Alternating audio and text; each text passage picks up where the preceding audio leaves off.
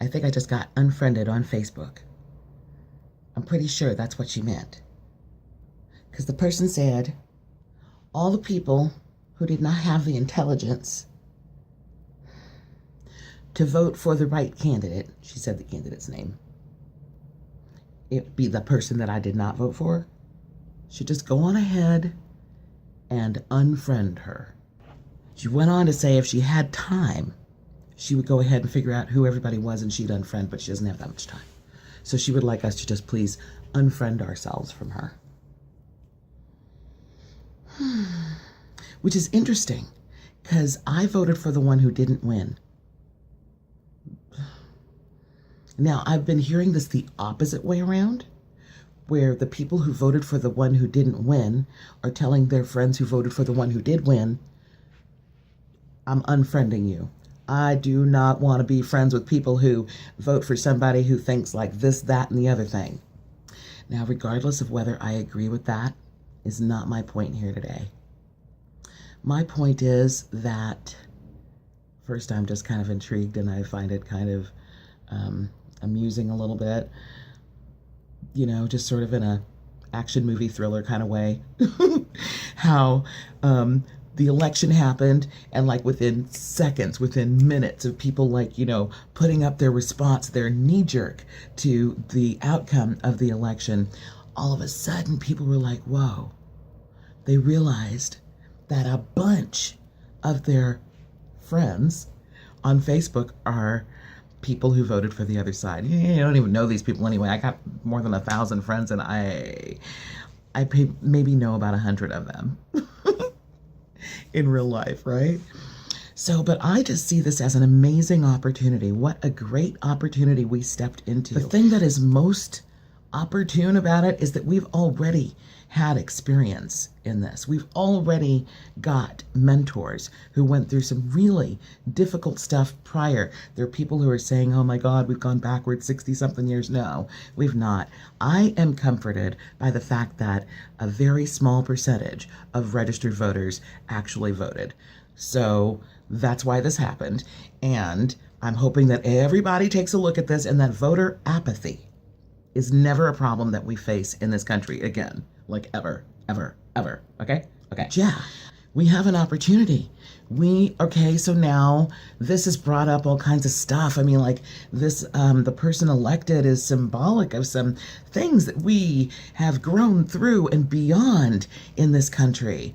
You know, we want to think that we're ahead in the racism department, that we don't do that. Like, that's not acceptable here anymore. And it is so unacceptable that people are flipping out on all the colors. The rainbow is flipping out about this, and that is awesome for me to see. And sexism, not cool. There are men not down with that, you know. Rights for gay folks and disabled people and just all kinds of groups of people offended, you know, by what this particular election symbolizes. So we get how it happened. It was kind of by default, and okay, it happened and it's done. Now what do we do? Okay, I keep mentioning that we have examples, we have mentors from the past. Martin Luther King. What did Martin say? Oh my God, great quote. I'm not going to get it completely exactly right, but it was something like, paraphrasing Martin, the measure of a man is not taken best when things are comfortable and convenient for that person. The measure is best taken when it's inconvenient, when it's controversial. Yeah, and uncomfortable. That's when that knee jerk that we had, you know, that's when. But we also have the opportunity to gather ourselves back up and go, okay, we have to deal with this. What I see for me is like, for one, I didn't realize that folks thought it was that bad, that it was so bad in America that we needed to elect this guy. I am open to hearing what was so bad that we needed to elect this guy. My reaction on my Facebook page, I cracked a joke. I cracked a joke about the marijuana initiative in California. I'm like, yo, did that pass? Because 4 years, that's a long time. But even just that little funny, I got backhanded, via a response or two from a couple of people who I then deleted. I'm like, oh, mean answer, delete. Oh, that's mean, delete. I was like that, right? But now that I think about it, that wasn't the way to handle it. I really, by deleting, by not engaging, I think that's part of the problem in our country.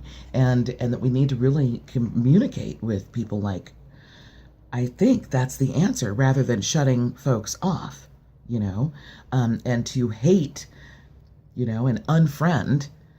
I don't know if that's the answer. Martin Luther King again, another great quote. The one about how darkness cannot drive out darkness. Only light can do that, and love is what you need to drive out hate. Hate can't drive out hate. I'm messing up Martin's quotes today, but I basically get the context of what he said. There are other people that we have that we can use as examples who went through really tough stuff. Cesar Chavez. Because see, I'm pro-demonstration. I believe in demonstrations. I just don't believe in violence. I think non-violent demonstration is good. Sometimes it can kind of mess with the traffic and stuff, and that's kind of a bummer, but otherwise, I think it's good. Cesar Chavez, a great quote from him. I actually wrote it down. This quote is from 1969. Cesar Chavez wrote this. Cesar was the co-founder of the United Farm Workers Union. And he wrote, nonviolence forces one to be creative. It forces any leader to go to the people and get them involved so that they can come forth with new ideas. I think that once people understand the strength of nonviolence, the force it generates, the love it creates, the response it brings from the total community, they will not be willing to abandon it easily. So just kind of looking at that, and I know, gosh, within hours, flags were burning and people were getting beat up for other people assuming that they voted for the guy who won, who they didn't like. And it's like, oh my gosh, that's not the solution. It's really not. We have an amazing opportunity right now. This vote is trying to divide us. Let's not let that happen. That's up to us to decide whether it's going to divide us or not. Viktor Frankl. Do you know who he is? He was a Holocaust survivor, a neurologist, psychiatrist. He survived the Holocaust by being completely in control of his own mind, his own attitude.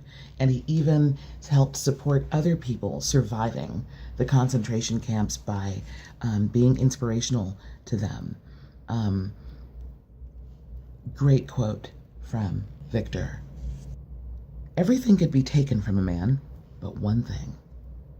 The last of the human freedoms, to choose one's attitude in any given set of circumstances, to choose one's own way. That is our individual choice. So somebody else can be having any kind of conniption they want to have. We do not have to join in.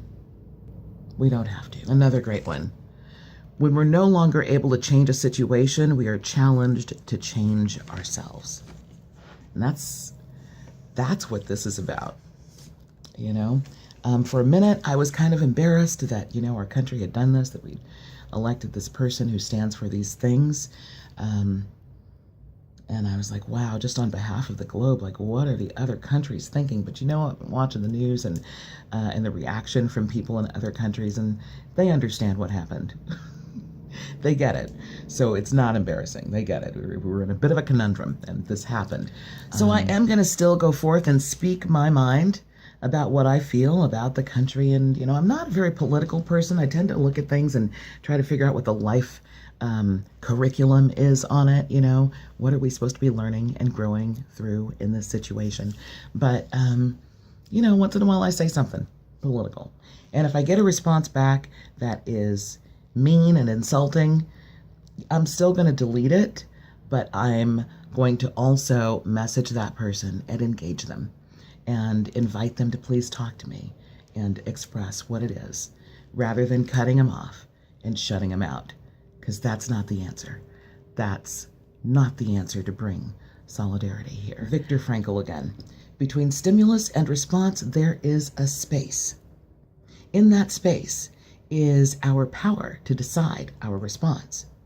And in our response lies our growth and our freedom.